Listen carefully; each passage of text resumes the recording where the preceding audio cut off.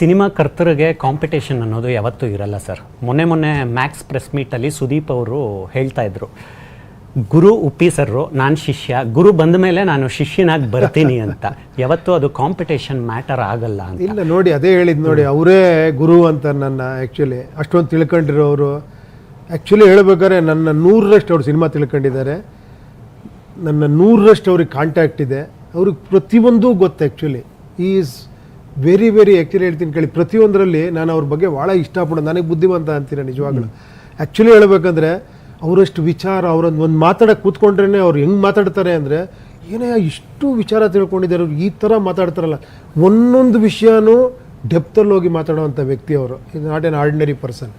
C ಅಂಥವ್ರು ಇದನ್ನು ಹೇಳ್ತಾ ಇದ್ದಾರೆ ಅಂದರೆ ಸಿಂಪಲಾಗಿ ಅರ್ಥ ಮಾಡ್ಕೊಳ್ಳಿ. ಯಾಕಂದರೆ ಸೂಚ್ಯವಾಗಿ ಹೇಳಿದ್ರು ಅವರು, ಇಲ್ಲಪ್ಪ ಈ ಸೀಸನ್ನು ಹಾಲಿಡೇ ಸೀಸನ್ನು, ಈ ಟೈಮಲ್ಲಿ ಅವರು ಬರ್ತಾರೆ, ಅವ್ರ ಸಿನಿಮಾನೂ ನೋಡಿ ನಮ್ಮ ಸಿನಿಮಾನೂ ನೋಡಿ, ಎರಡಕ್ಕೂ ಆಶೀರ್ವಾದ ಮಾಡಿ ಅಂದರು. ಆ್ಯಕ್ಚುಲಿ ಅದಕ್ಕಿಂತ ಇನ್ನೇನು ಹೇಳೋದಿದೆ ಹೇಳಿ.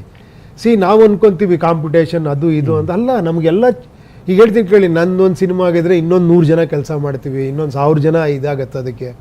ಅವ್ರದ್ದೊಂದು ಸಿನಿಮಾ ಆಗಿದ್ರೆ ಇನ್ನೊಂದು 1000 ಜನ ಕೆಲಸ ಮಾಡ್ತಾರೆ. ಸೊ ಕೊನೆಗೆ ಅಲ್ಟಿಮೇಟ್ಲಿ ಎಲ್ಲರಿಗೂ ಹೆಲ್ಪ್ ಆಗುತ್ತದು. ಅರ್ಥ ಆಯ್ತಾ?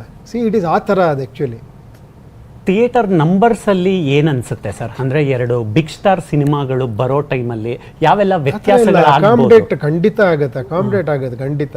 2 ಪಿಕ್ಚರ್ ಅಕಾಮಿಡೇಟ್ ಆಗೋಷ್ಟು ಇದೆ ಥಿಯೇಟ್ರ್ಗಳು. ಖಂಡಿತ ಆ ಥರದ್ದೇನು ತೊಂದರೆ ಆಗಲ್ಲ ನನ್ನ ಅನಿಸಿಕೆ.